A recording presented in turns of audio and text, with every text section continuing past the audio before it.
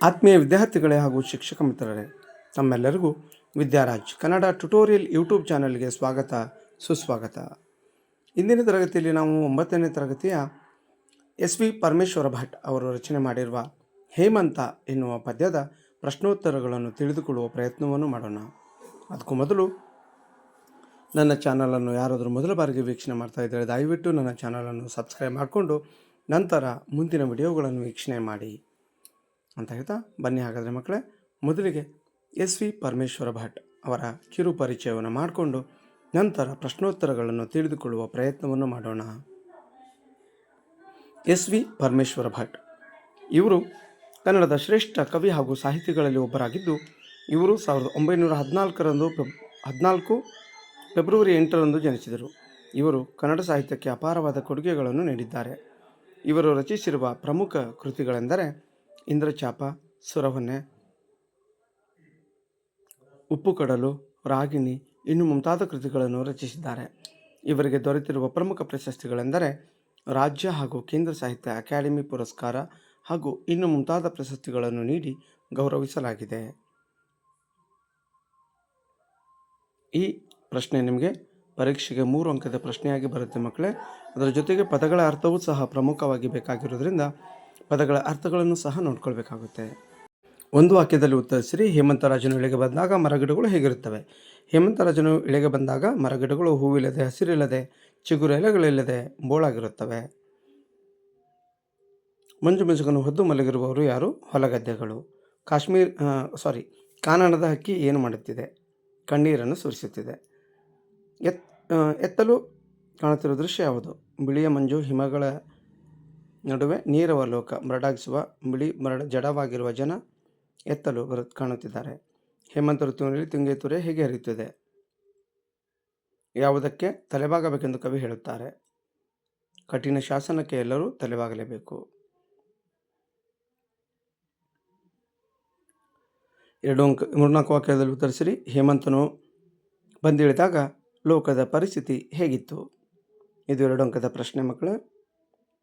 ಹೊಲಗದ್ದೆಗಳು ಮತ್ತು ನದಿಗಳ ಮೇಲೆ ಹೇಮಂತನ ಪ್ರಭಾವ ಏನು? ಹೇಮಂತ ಋತುವಿನಲ್ಲಿ ಮರಗಳ ಸ್ಥಿತಿ ಹೇಗಿರುತ್ತದೆ? ಹೇಮಂತನ ಕಠಿಣ ಶಾಸನವನ್ನು ಹೇಗೆ ಸ್ವೀಕರಿಸಬೇಕು?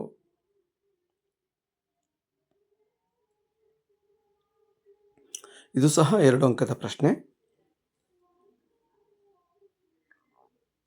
ಕೊಟ್ಟಿರುವ ಪ್ರಶ್ನೆಗಳಿಗೆ 8-10 ವಾಕ್ಯಗಳಲ್ಲಿ ಉತ್ತರಿಸಿರಿ. ಹೇಮಂತ ಋತುವಿನಲ್ಲಿ ಪ್ರಕೃತಿಯು ಹೇಗಿರುತ್ತದೆ ಎಂಬುದನ್ನು ವರ್ಣಿಸಿರಿ. ಇದು ನಿಮಗೆ ವಾರ್ಷಿಕ ಪರೀಕ್ಷೆಗೆ 4 ಅಂಕದ ಪ್ರಶ್ನೆಯಾಗಿ ಬರುತ್ತೆ. 4 ಅಂಕದ ಪ್ರಶ್ನೆಯಾಗಿ ವಾರ್ಷಿಕ ಪರೀಕ್ಷೆ, ಪ್ರಿಪರೇಟರಿ ಪರೀಕ್ಷೆ ಬರುತ್ತೆ ಮಕ್ಕಳು. ಇದನ್ನು ಬರೆದಿಟ್ಕೊಂಡು ನೋಡಿಟ್ಕೊಳ್ಬೇಕಾಗತ್ತೆ ನೀವು.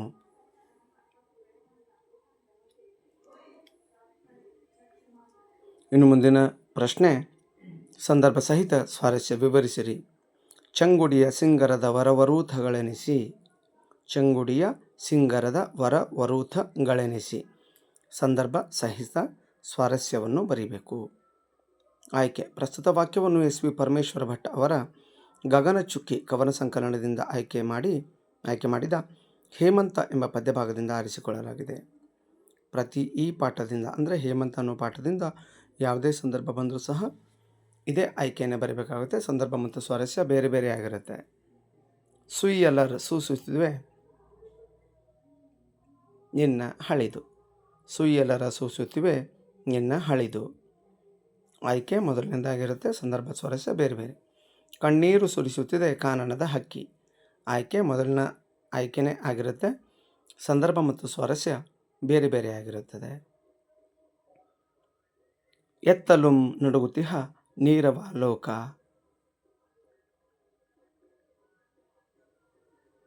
ಎತ್ತಲುಂ ನಡುಗುತಿಹ ನೀರವ ಲೋಕ. ಆಯ್ಕೆ ಅದೇ ಆಗಿರುತ್ತೆ. ಸಂದರ್ಭ ಮತ್ತು ಸ್ವಾರಸ್ಯ ಬೇರೆ ಬೇರೆ ಆಗಿರುತ್ತೆ. ಇನ್ನು ಮುಂದಿನ ಸಂದರ್ಭ, ಅದಕ್ಕೆ ತಲೆಬಾಗುವುದೇ ಸೃಷ್ಟಿಯೊಳ ಮರ್ಮ. ಅದಕ್ಕೆ ತಲೆಬಾಗುವುದೇ ಸೃಷ್ಟಿಯೊಳ ಮರ್ಮ. ಆಯ್ಕೆ ಸೇಮ್ ಒಂದೇ ಆಗಿರುತ್ತೆ. ಮೊದಲನೇ ಆಯ್ಕೆನೇ. ಸಂದರ್ಭ ಮತ್ತು ಸ್ವಾರಸ್ಯ ಬೇರೆ ಬೇರೆಯಾಗಿ ಇರುತ್ತದೆ.